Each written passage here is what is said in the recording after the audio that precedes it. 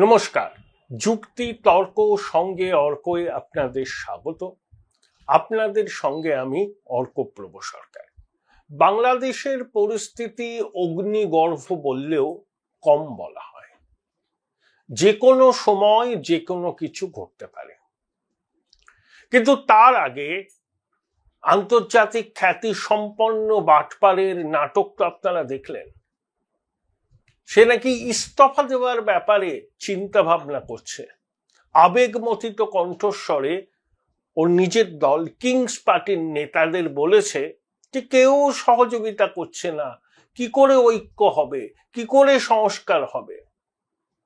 অর্থাৎ দেখে নিতে চাইছে সহানুভূতি যে কুড়োনোর চেষ্টা করছে সেটা কতটা সফল হয়। বাংলাদেশের অনুপ্রাণিত গৃহপালিত সংবাদ মাধ্যম অনেক সার্ভে করছে, তাতে তারা বলছে নাকি ৮০% লোক চাইছে ইউনূস থেকে যাক। বাস্তবটা সম্পূর্ণ আলাদা। যারা বাংলাদেশের রাজনীতির খবর রাখেন এবং যাদের বাংলাদেশের সঙ্গে নিয়মিত যোগাযোগ আছেন তারা জানেন যে ইউনূসের এই জঙ্গি সরকার বাংলাদেশের মানুষের জীবনকে ওষ্ঠাগত করেছে। ইউনূস মাঝে মধ্যে বলেন না, এটা তো আমার জগৎ নয়। ছাত্ররা বলল সংকটের মুহূর্তে আমি দায়িত্ব নিলাম। মানে পেটে খিদে মুখে লাজ। অনেকদিন ধরেই তো শেখ হাসিনা বিরোধী চক্রান্তের অন্যতম কুশীলব হচ্ছে ইউনূস। কারণ ইউনূস একজন কনভিক্টেড, যেটা সেনাপ্রধান বলেছিলেন। আপনাদের রিওয়াইন্ড করে যেতে হবে 2007 সালের 11ই জানুয়ারি, যখন ওই মঈনুদ্দিনের তদারকি সরকার হলো। তখনও ইউনূসকে অফার করা হয়েছিল যে আপনি দায়িত্ব নিন, নির্বাচন করা অবধি থাকুন। ইউনূস বলেছে না না না, আমি সংস্কার করব, শুধু নির্বাচন করার জন্য কেন আমি দায়িত্ব নেব। তারপরে ও দিল্লিতে আসে, কলকাতায় আসে। দিল্লিতে প্রণব বাবু, সোনিয়া গান্ধী, মনমোহন সিং এর সঙ্গে দেখা করেন। কলকাতাতে এসেছিলেন 2007 সালের ফেব্রুয়ারি মাসে। সেই সময় আমার সঙ্গে দক্ষিণ 24 পরগনার একটি জায়গায় ইউনূসের দেখা হয়েছিল, একটা সাক্ষাৎকারও নিয়েছিলাম। তখন কিন্তু রাজনীতির ব্যাপারে অনেক কথা বলেছিল, যে এই চেনা ছক, এই চেনা পথের পথিক, বাঁধাগতের বাজনাদারদের বাইরে ভাবতে হবে, নতুন কিছু ভাবতে হবে। তিনি রাজনীতির জগতে স্বচ্ছন্দ নন, এটা ঠিক, কিন্তু একই সঙ্গে দেশ ও জাতির প্রয়োজনে তিনি রাজনীতিতে আসতে পারেন। তারপর নিজের দল করার চেষ্টা করেছিলেন। বাংলাদেশের মানুষকে খোলা চিঠি দিয়ে সমর্থনের আহ্বান জানিয়েছিলেন, কিন্তু তাতে খুব একটা কিছু কাজ হয়নি। তারপর তিনি তখনকার মতো রাজনীতিতে আসার যে অভিপ্রায়, সেই অভিপ্রায়কে স্থগিত করে আবার যে যে কাজের সঙ্গে তিনি যুক্ত ছিলেন সেই কাজের মধ্যে ফিরে যান। তখনই তো বাংলাদেশের রাজনীতিতে -2 ফর্মুলার কথা আমরা শুনতে পারি, যে শেখ হাসিনা এবং খালেদা জিয়াকে মেইনস্ট্রিম পলিটিক্সের বাইরে রাখা, তাদের বিরুদ্ধে দুর্নীতির অভিযোগ, হয় তাদেরকে কারারুদ্ধ করে রাখা, নইলে বিদেশে তাদেরকে পাঠিয়ে দেওয়া। কিন্তু সেটা তখনকার মতো সফল হয়নি। এখন কিন্তু -4 ফর্মুলা, মানে খালেদা জিয়া, তারেক রহমান, এদিকে শেখ হাসিনা এবং সাজিব ওয়াজেদ জয়, দুটো পরিবার কেন্দ্রিক দলের দুজন নেত্রী এবং তাদের এয়ার অ্যাপারেন্টদের রাজনীতির বাইরে সরিয়ে রাখা। এটা কিন্তু দীর্ঘদিনের একটা প্রচেষ্টা এবং ইউনূস সেই প্রচেষ্টার মধ্যমণি। -2 তো হয়ে গেছে, -4 হবে কিনা সেটা আগামী দিনে বলবে। দেখুন, সেনাপ্রধান যেভাবে ইউনূসকে চরমপত্র দিয়েছেন, ন্যূনতম লাজ লজ্জা থাকলে ও পদত্যাগ করত, কিন্তু লাজ লজ্জা নেই, ক্ষমতালোভী বৃদ্ধ। আমি আবার বলছি, আগেও বলেছি, যে সাধারণ একটা ব্যাংকের ম্যানেজিং ডিরেক্টরের পদ ছাড়তে চায় না, আঁকড়ে থাকে। সে প্রধান উপদেষ্টার পদ ছেড়ে দেবে? সেনাবাহিনী চরমপত্র দিলেও ছাড়বে না। ও পাল্টা চক্রান্ত করবে কিভাবে সেনাবাহিনীর মোকাবিলা করা যায়। কিন্তু খুব একটা আমার মনে হয় ও খুব একটা সফল হবে না। ওর সমর্থনে কে আছে? শুধু জাতীয় নাগরিক পার্টির অর্ধেকের রুটলেস ওয়ান্ডার। জাতীয় নাগরিক পার্টি যদি এখন ভোটের ময়দানে আসে না, সবার জামানত বাজেয়াপ্ত হবে। আর আছে কিছু রুটলেস ওয়ান্ডার উপদেষ্টা, কিছু বিদেশি নাগরিক আর ওই দুষ্ট চতুষ্টয়। এককালের আগুন খেকো বিপ্লবী ফারাদ মাজার বলেছেন সেনাবাহিনীর এখতিয়ার নেই, কখন কি নির্বাচন হবে সে ব্যাপারে তাদের অভিমত জানানো 100% আছে। কারণ বাংলাদেশের সেনাবাহিনীর প্রত্যক্ষ সহযোগিতায় এই অন্তর্বর্তী সরকার তৈরি হয়েছে। সেনাবাহিনী 5ই আগস্ট 2024 ক্ষমতা দখল করতে পারত, কিন্তু ওয়াকারুজ্জামান বলেছিলেন যে তার সেই অভিপ্রায় নেই, সেই উচ্চাশা নেই। তিনি অন্তর্বর্তী সরকার গঠন করেছিলেন যে একটা নির্বাচন হবে, সেই নির্বাচনটাকে সুষ্ঠুভাবে যাতে হয় সেটা তদারকি করবে অন্তর্বর্তী সরকার। কিন্তু ইউনূস তো সংস্কার এইসব বলে না। ঢাকায় নামলো সেদিনকেই বললো আমাকে 6 বছর সময় দিতে হবে। পড়ে পাওয়া 14 আনার মতো যখন এই সুযোগটা পেয়েছে, শুধু ইউনূস গদি ছাড়বে, বাংলাদেশের মানুষ বুঝতে পারছেন না এই লোকটা কতটা ক্ষমতা লোভী। এই বয়সে এসে মানুষ ধর্মকর্ম করে, মানুষের বৈরাগ্য আসে, মানুষ সবকিছু ছেড়ে ছুড়ে দিয়ে ঈশ্বরের নাম করে। আরে দেখুন কি লোভ, লক করছে, ক্ষমতা ক্ষমতা থাকতে হবে, বাংলাদেশকে উচ্ছন্নে পাঠাতে হবে, আন্তর্জাতিক বড় শক্তির খেলার মাঠে পরিণত করতে হবে। একদিকে ইউনূস বলছে যে ও নির্বাচন করাতে বদ্ধপরিকর, ডিসেম্বর থেকে জুন। দেখুন জুন মাসে এই ভারতীয় উপমহাদেশে কোনো ভোট হয় না, ঘোর বর্ষা। আর বাংলাদেশের মতো নদীমাতৃক দেশে খাল বিল নদী নালা উপচে পড়ে, বন্যা পরিস্থিতি অনেক জায়গায়, তখন নির্বাচন হয়। তাহলে মে জুন ছেড়ে দিন, নির্বাচনকে করতে হবে ডিসেম্বরে, হবেই হবে। এখন ইউনূস কি বলছে যে এখন নির্বাচন হলে অবাধ নির্বাচন সুরক্ষিত করতে পারবে না, ব্যালট বাক্স লুট হবে। এটা আর একটা অজুহাত যে এখন নির্বাচনের পরিস্থিতি নেই তাই নির্বাচন হবে না। ও কিন্তু নির্বাচনকে ভীষণ ভয় পায়, কারণ রুটলেস ওয়ান্ডার যারা, তারা সবসময় ব্যাকডোর দিয়ে ক্ষমতায় আসতে চায়, তারা সব ক্যাবেল পলিটিক্সের এক একজন মাসায়া। ইউনূস হচ্ছে তাই, কোনো মতেই ছাড়বে না। এখনো কি করবে, ওর অনুগামী জামাত, এই দুষ্ট চতুষ্টয় ফারাদ মাজার, পিনাকি, ও নিজে, শফিকুর রহমান, আমির জামাতে, তাদেরকে রাস্তায় নামাবে, বলবে ইউনূসকে চাই, ইউনূসকে চাই, ইউনূসকে চাই, জাতীয় সরকারও 5 বছর প্রফেসর ইউনূস ক্ষমতায় থাকুন। বিএনপি বলেছে ফাঁপড়ে। বিএনপি জানে এখন নির্বাচন হলে তারা ক্ষমতার দোরগোড়ায় পৌঁছে যাবে। আবার ইউনূসের দল বিএনপিকে দু চক্ষে দেখতে পারে না। ইউনূসের দলের ওই যে উপদেষ্টা যেগুলো আছে, তারা তো ওই নাগরিক পার্টিরই সব, আজ বাদে কাল সে জয়েন করবে। তার নাগরিক পার্টি কি বলছে যে উপদেষ্টা মন্ডলীতে বিএনপির লোকজনদের বাদ দিতে হবে। আবার বিএনপি কি বলছে, ওই জঙ্গিটা মাহফুজ আলম, আসিফ মাহমুদ, সাজিব ভুঁইয়া যে বলেছিলেন একটা সাক্ষাৎকারে যে আমরা অস্ত্র শস্ত্র মজুদ রেখেছিলাম, 5ই আগস্ট গণ অভ্যুত্থান যদি ব্যর্থ হতো তাহলে রক্তাক্ত সংঘর্ষের দিকে আমরা যেতাম, আমাদের প্রস্তুতি সম্পূর্ণ ছিল। এই দুজনকে, আর খলিলুর রহমান, তার আরেকটা নাম নাকি রজার রহমান, একজনের কটা নাম থাকতে পারে, তাকে সরাতে হবে, এটা বিএনপির দাবি। তাহলে বিএনপির দাবি ওই মাহফুজ, আসিফ মাহমুদ, সাজিব ভুঁইয়া আর খলিলুর রহমানকে সরাতে হবে। আবার নাগরিক পার্টির দাবি যে অন্তর্বর্তী সরকারে বিএনপির লোকজন যারা আছে তাদেরকে সরাতে হবে। যুযুদান দুই পক্ষ। এখন ইউনূস কি করবে? দুপক্ষের দাবি মেনে তার উপদেষ্টা পরিষদকে রিশাফেল করবে, আবার কিছু এনজিও চট্টগ্রামের লোকজনকে আনবে, নাকি সামান্যতম লাজ লজ্জা থাকলে পদত্যাগ করবে? শুনছি নাকি জাতির উদ্দেশ্যে ভাষণ দেবে,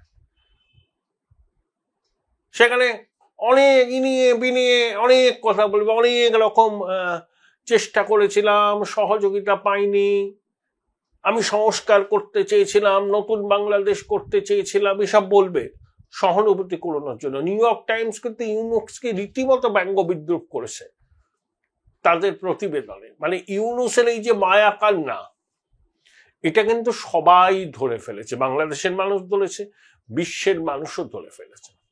তো সেনাবাহিনী তো এই সময় কার্যকর ভূমিকা নেবে। যখন দেখছে সেনাবাহিনী অন্তর্বর্তী সরকার যাদের কোনো লেজিটিমেসি নেই, তারা সেনাবাহিনীকে অন্ধকারে রেখে বাংলাদেশের মাটিকে হিউম্যানিটেরিয়ান করিডোরের কাজে ব্যবহার করতে চায়। এইসব করিডোরে কি হয় আমরা সব জানি।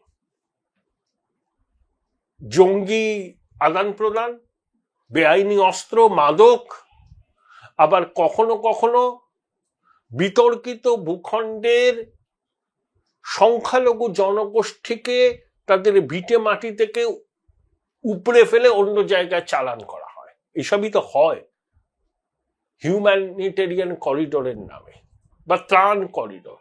এত বড় একটা সিদ্ধান্ত হয়ে গেল, কোনো ঐক্যমত্য হলো না। বাংলাদেশের সেনাবাহিনী ওয়াজ ইন ডার্ক।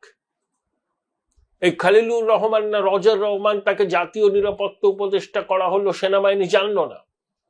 আর সেনা প্রধানের কথায় নাকি ইউনূস অপমানিত বোধ করেছেন। আরে ইউনূসের মান সম্মান বোধ আছে? কোনদিন ছিল? বাংলাদেশে টাকা লুট করে ডলার কামানো, সেই ডলার বিভিন্ন প্রতিষ্ঠানকে উৎকোচ দিয়ে পুরস্কার লাভ, সেই সব সংস্থা এবং ডিপ স্টেটকে কাজে লাগিয়ে শেখ হাসিনার জমানাকে ব্যতিব্যস্ত করা, এটাই তো ইউনূসের কাজ ছিল। ওর আবার মান সম্মান ওসব আবার কি? বাটপারদের আবার মান সম্মান থাকে নাকি? ইউনূস কি জিনিস সেটা জানে। এই যে ফরাসি প্রেসিডেন্ট ওর সঙ্গে দেখা করবে না বলে দিয়েছে, কারণ ইউনূসের আমলে মৌলবাদী তাণ্ডব বেড়েছে, সংখ্যালঘুদের অধিকার নষ্ট হচ্ছে, নির্বাচন নিয়ে ইউনূসের কোনো রোডম্যাপ নেই। এই যে জলের গান বলে যেটা জনপ্রিয় ব্যান্ড রাহুল আনন্দের, তার স্টুডিওতে গেছিলেন ইমানুয়েল মাকার 2023-এ, যে আমাদের G20 সম্মেলন হলো ভারতবর্ষে, তারপরে শেখ হাসিনার আমন্ত্রণ ইমানুয়েল মাকার গেছিলেন ওখানে, 2 ঘন্টা ছিলেন। তা রাহুল আনন্দ তাকে একটা একতলা উপহার দেন এবং ইমানুয়েল মাকার তাকে একটা দামি কলম উপহার দেন। সেই রাহুল আনন্দের বাড়ি ধ্বংসস্তূপে পরিণত করেছে তৌহিদি জনতা। কোনো ব্যবস্থা নেয়নি ইউনূস। এখন নাকি ছাত্রদের বলছে তোমরা একটু সংযত হও। সেনাপ্রধান তো উপদেষ্টাগুলোকে বলেছেন রাস্কেল। এই উপদেষ্টাদের জন্য তিনি হজ করতে পারছেন না। ভাবুন কি অবস্থা। আবার ইউনূসের উপদেষ্টারা, বিশেষ করে খলিলুর রহমান, যখন রাষ্ট্রপুঞ্জের কথা বা অন্য বৃহৎ শক্তির কৃতদাসে পরিণত হয়ে বাংলাদেশের মাটিতে হিউম্যান করিডোরের কথা বলছেন, যাতে রাখাইন প্রদেশের ত্রাণ সামগ্রী সরবরাহ করা যায়, আরাকান আর্মিকে সাপোর্ট করা যায়, তখন জামাত কি বলছে যে রোহিঙ্গাদের নিয়ে একটা রোহিঙ্গাদের স্বাধীন দেশ, সেটা মায়ানমারই হবে, তার জন্য চীন উদ্যোগী হোক। মানে ইউনূসের সরকারের এক স্তম্ভ জামাতে ইসলামের মত রোহিঙ্গাদের সম্পর্কে যা, আবার ইউনূসের অন্তর্বর্তী সরকারের উপদেষ্টাদের মত তাদের থেকে আলাদা।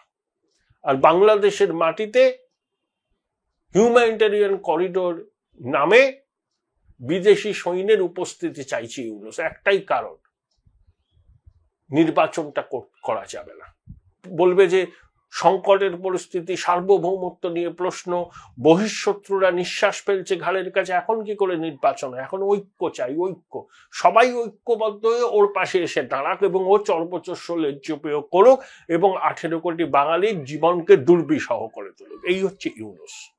ইউনূসের অনুগামীরাও চীনে রাখুক, তার ভক্ত কল্যাও চীনে রাখুক এই আন্তর্জাতিক খ্যাতি সম্পন্ন বাটপার। এবার প্রশ্ন, ভারত সরকার কি করবে? ভারত সরকার প্রথম থেকে একটা কথা বলে আসছে, সাউথ ব্লক, অন্তর্ভুক্তিমূলক নির্বাচন এবং নির্বাচনের মাধ্যমে যে সরকার হবে সেই সরকারের সঙ্গে ভারত সরকার পূর্ণ কূটনৈতিক সম্পর্ক করবে। ইউনূস খুব লাফাচ্ছিল না? চীনে গিয়ে কি বলল? 7 সিস্টার ল্যান্ডলকড, বঙ্গোপসাগরে ওই অঞ্চলে বাংলাদেশি অভিভাবক। ভারত সরকার তখন কিছু বলেনি। ভারত সরকার বক্তব্য জানিয়ে দিল, ট্রান্সশিপমেন্ট বাতিল করলো এবং ভারতের স্থলবন্দর দিয়ে বাংলাদেশের পণ্য ভারতে আসতে পারবে না। আসতে গেলে নবী মুম্বাই আর শ্যামাপ্রসাদ মুখার্জি বন্দর দিয়ে আসতে হবে, খরচ বেড়ে যাবে। আর নেপাল ভুটানের ক্ষেত্রে কোনো রকম বিধিনিষেধ নেই, সেখানে বাংলাদেশের পণ্য যেতেই পারবে। বাংলাদেশের পণ্যর বাজার নেপাল ভুটানে খুব একটা বেশি নয়। Join Indian Institute of Hotel Management now. Right choice, right decision. এখন বাংলাদেশের বণিক সংস্থা শিল্পপতিদের মাথায় হাত, তারা ইউনূসের সরকারের উপর চাপ দিচ্ছে, ব্যবসা লাটে উঠে যাবে। খুব বড় বড় কথা, ভারতীয় আধিপত্যবাদ। এবার বোঝ ঠেলা। ইউনূসের মদতে অবসরপ্রাপ্ত জেনারেলরা যখন বলে যে 7 সিস্টার আক্রমণ করতে হবে, কলকাতা দখল করতে হবে, যখন ওই জঙ্গিটা ম্যাপুজ যখন বলে যে ভারতের কিছু অংশ নিয়ে 7 সিস্টার, পশ্চিমবঙ্গের একটা অংশ আসাম নিয়ে বৃহত্তর বাংলাদেশ, তখন ইউনূস কোনো প্রতিবাদ করে না, তাকে সরিয়েও দেয়নি। অর্থাৎ কি বোঝা যায় এর থেকে, যে ইউনূস একটা ভারত বিরোধী শক্তি, জঙ্গি শক্তির মুখ। তা আমরা তো চাই ইউনূসের অপসারণ, এ নিয়ে তো কোনো রাগঢাকের ব্যাপার নেই। বেআইনি দখলদার ইউনূস সরকারকে আমরা স্বীকৃতি দেব না, কাজ চালানোর মতো সম্পর্ক আছে, দ্যাটস অল। নির্বাচনে যেই ক্ষমতায় আসুক না কেন, ভোটের মাধ্যমে আসতে হবে, তার সঙ্গে পূর্ণ কূটনৈতিক সম্পর্ক হবে। আমরা চেষ্টা করব তখনও সম্পর্কের সোনালী অধ্যায় তৈরি হবে, কিন্তু একটা অনির্বাচিত অসাংবিধানিক সরকার থাকবে এবং সেই সরকার জঙ্গি জিহাদিদের জেল থেকে মুক্তি দিয়ে দেবে, তারা আস্ফালন করবে, রোগ স্টেট পাকিস্তানের লোকজনকে বাংলাদেশে ঘোরাবে, আমাদের চিকেন নেকের অদূরে পরিত্যক্ত এয়ার স্ট্রিপে বিমান ঘাঁটি বানাবে, জসিমউদ্দিন বেমানির মতো কুখ্যাত সন্ত্রাসীরা ভারতে হামলা চালাবার কথা বলবেন, ইউনূস দেখে শুনে চোখ বন্ধ করে থাকবেন। তো এই সরকারকে আমরা কি করে সমর্থন করব? আমরা তো সন্দেহই করব, এবং অন্তর্ভুক্তিমূলক নির্বাচনের মাধ্যমে একটা গণতান্ত্রিক সরকার আসুক, বাংলাদেশের মানুষ যাকে ইচ্ছা তাকে ভোট দিন, এটাই তো আমরা চাই। কারণ আমরা তো গণতন্ত্রের পূজারী, পৃথিবীর বৃহত্তম গণতন্ত্র, 65 কোটি মানুষ তাদের গণতান্ত্রিক অধিকার প্রয়োগ করেছে 2024-এর লোকসভা নির্বাচনে। লজ্জাও লাগে না ইউনূসের? নির্বাচনের নাম শুনলেই ওর গায়ে জ্বর এসে যায়। ও জানে তো নির্বাচনের জামানত বাজেয়াপ্ত হবে, যেই সরকারে আসুক সেই ইউনূসের পুনর্বাসন করবে, এটা ইউনূস জানে। তাই অনুগত আমচা চামচা বেলচা জঙ্গি জিহাদিদেরও পথে নামাচ্ছে, ইউনূস লাও দেশ বাঁচাও, ইউনূস লাও দেশ বাঁচাও, আর কুম্ভীরাস্ত্র ফেলছে, ভিকটিম কার্ড খেলছে, যে ও চেষ্টা করেছিল বাংলাদেশকে সোনা দিয়ে মুড়ে দিতে, কিন্তু সেনাবাহিনী, ভারত, আওয়ামী লীগ এসব চাইছে না। এই চক্রান্তের বিরুদ্ধে রুখে দাঁড়াতে হবে। সেনাবাহিনী চাইছে না তো স্পষ্ট। সেনাবাহিনীকে অন্ধকারে রেখে ইউনূস যে সিদ্ধান্ত নিয়েছে, কোনো সেনাবাহিনী সেটা বরদাস্ত করতে পারে না। আওয়ামী লীগের পরে ইউনূসের সরকার এসছে, তা আওয়ামী লীগ স্বভাবতই চাইবে ইউনূস সরকার যত তাড়াতাড়ি বিদায়ী হয়। আর ভারত চায় একটা স্থায়ী সরকার গণতান্ত্রিক পদ্ধতিতে নির্বাচিত। আসলে ইউনূসের উপদেষ্টা ছাত্র জনতারা ভয় পাচ্ছে, কেন জানেন? ইউনূস সরে গেলে তাদের পরিণতিও 5ই আগস্টের পর আওয়ামী লীগের নেতা কর্মীদের সঙ্গে যা এরা করেছিল ঠিক সেই ঘটনা ঘটবে। সেই ভয় থেকে, সেই আতঙ্ক থেকে তারা চাইছে ইউনূস যাতে আরো কিছুদিন ক্ষমতা ভোগ করেন, এবং ইউনূসের ক্ষমতা ভোগ করতে কোনো আপত্তি নেই, ও তো ক্ষমতা লোভী বৃদ্ধ। আমি বললাম না, একটা বয়স এলে মানুষ সবকিছু থেকে নিজেকে দূরে সরিয়ে নেয়, তখন ঈশ্বর চিন্তা হয়, দান ধ্যান, মানুষের মঙ্গল।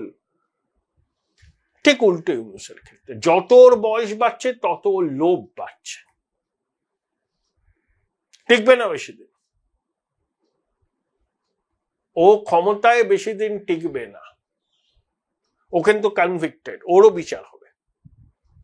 প্রতিবেদন শেষ করবে একটা কথা বলে, 24শে মে কাজী নজরুল ইসলামের জন্মদিন, বিদ্রোহী কবির জন্মদিন। বিদ্রোহী কবিকে নিয়ে তো এখন দেখে বাংলাদেশের অনেকে অনেক কথা বলেন, রবীন্দ্রনাথ আর নজরুলের তুলনা টানেন, কিন্তু একটা জিনিস তারা জানেন না, নজরুলের মতো অসাম্প্রদায়িক চেতনার মানুষ বিরল। রবীন্দ্রনাথ রবীন্দ্রনাথ, নজরুল নজরুল।